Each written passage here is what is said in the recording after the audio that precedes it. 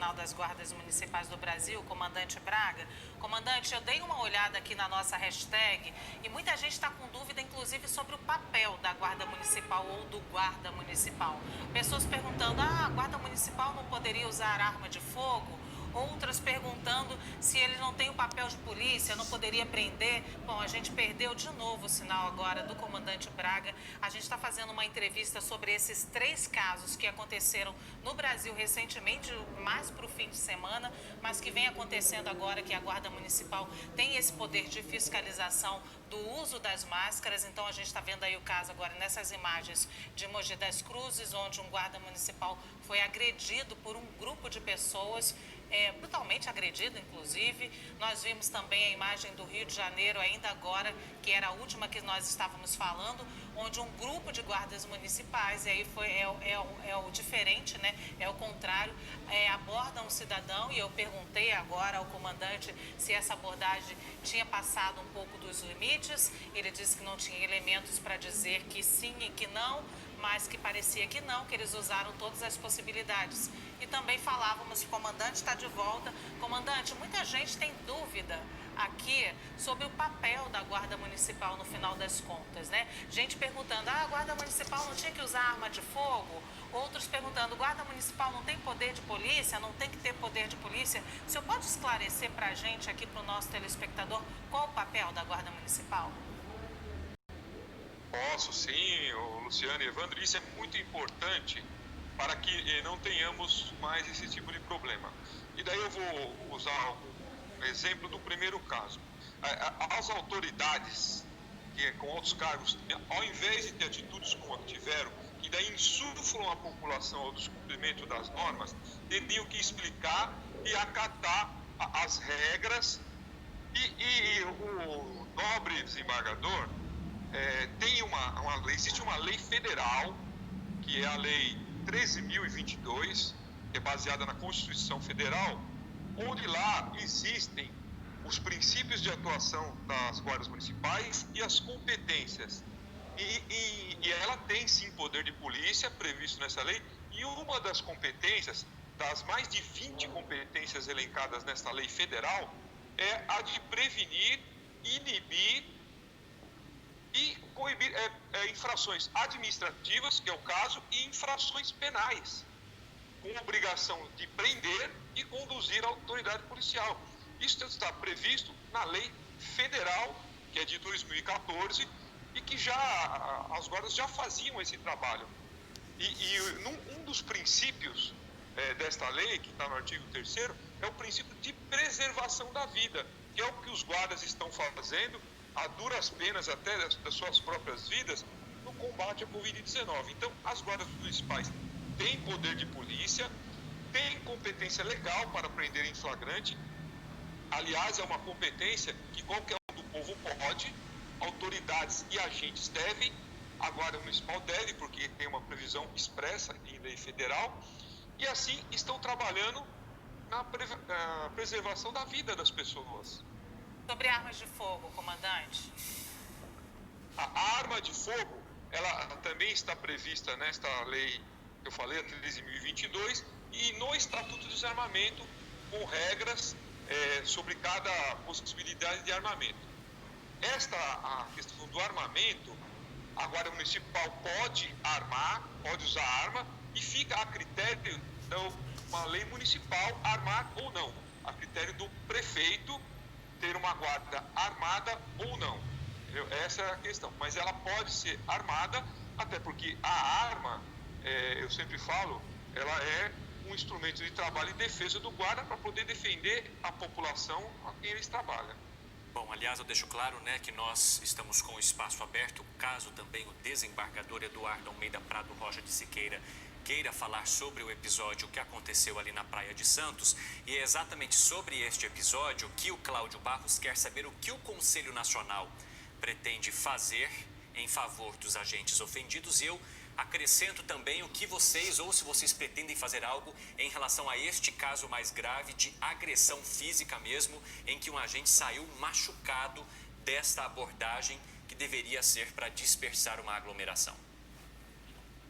Bem, nós iremos adotar algumas medidas, inclusive no primeiro caso, como membro também do Conselho Nacional de Segurança Pública e Defesa Social do Ministério da Justiça, nós iremos levar o caso para esse conselho e vamos propor, inclusive, uma sessão de desagravo em favor dos guardas municipais de Santos. No segundo caso, nós vamos pedir que seja feita uma apuração e identificado os agressores dos guardas municipais. E isso que nós estamos pedindo é exatamente o que as guardas fazem quando eles eventualmente cometem erros e são responsabilizados exemplarmente. E o mesmo que se aplica ao guarda tem que se aplicar a todos. É por isso que eu falo que todos nós, independente da posição ou cargo que ocupamos, somos cidadãos. E como cidadãos, deveremos ser tratados e tratar os outros cidadãos. Comandante, eu queria partir dessa sua última frase aí, todos nós somos cidadãos e independente do cargo, enfim, que ocupamos. Aqui no nosso Twitter e também eu falei ainda na outra reportagem, habita no imaginário do brasileiro que existe um tratamento diferente. Na verdade, isso é um pouco das denúncias que a gente tem na imprensa na prática. Existe um tratamento diferente para as pessoas mais pobres e periféricas e para as pessoas em áreas mais ricas. Como os senhores tratam disso, principalmente no treinamento das guardas municipais, para que não haja essa diferença entre as pessoas e essa sua frase, essa última frase que fala de equidade, de igualdade, se aplique à prática? Então, veja só, as guardas municipais, até pela questão do armamento, estão sujeitas a um treinamento obrigatório de pelo menos 600 horas, onde nesse treinamento ele tem matérias lá, inclusive dando muita ênfase à cidadania, e que é um dos princípios previstos em lei federal. A única corporação de força de segurança que tem como princípio na lei federal são as guardas municipais. E elas também têm a obrigatoriedade de passar por um treinamento anual de 80 horas e exames psicológicos obrigatórios. E isto é intensificado cada vez mais pelas guardas municipais. E um detalhe muito importante, as guardas municipais, como são dos municípios, estão sujeitas a um controle da população muito maior. E por isso vem se adequando, procurando se aperfeiçoar a cada dia para atender aquela população a qual ela pertence naquele município. Agora, comandante, eu tenho mais uma pergunta só, que pode parecer uma dúvida simples aqui do Júlio Mendes, mas que tem bastante a ver com o primeiro e último casos que o senhor citou sobre a questão do documento, principalmente neste momento que as pessoas são obrigadas a usar máscaras. Ele quer saber se existe alguma regra, algo que as pessoas sejam obrigadas a estar com o documento, ou se elas não estiverem com o documento, se pode gerar algo mais grave realmente numa abordagem da Guarda Civil Municipal. Sim, é por isso que a informação, e aí que a imprensa é de extrema importância, é tudo. O desembargador não pode alegar ignorância da lei. Aliás, ninguém, mas ele, como mais culto, como ele mesmo disse, não pode. Existe uma contravenção penal, se eu não me engano, posso estar errado, é o artigo 68 da Lei de Contravenções Penais, que obriga a pessoa a fornecer seus dados à autoridade ou agente da autoridade em uma ocorrência. Até porque hoje nós fizemos a transparência, a publicidade total, e a pessoa é obrigada sim a fornecer os seus dados, porque senão ela impede o agente de concluir a sua ocorrência. Então existe sim um comando legal na Lei de Contravenções Penais que determina que a pessoa forneça os seus dados. E veja só, nesse caso da máscara aí que a gente está falando, mas que é um caso emblemático, a pessoa forneceu os seus dados e como se fosse uma multa de trânsito. Vai ser lavrada a multa e a pessoa terá o seu direito de recurso e de contestar no judiciário da forma que quiser. Agora, se ela não fornece os dados, não tem como prosseguir na ocorrência. E por isso que a Lei de Contravenções Penais prevê esse instituto de fornecimento de dados. É o artigo 68 mesmo, enquanto o senhor falava, eu fui checando aqui essa informação só para não restar dúvida. Coisa de jornalista, comandante Braga.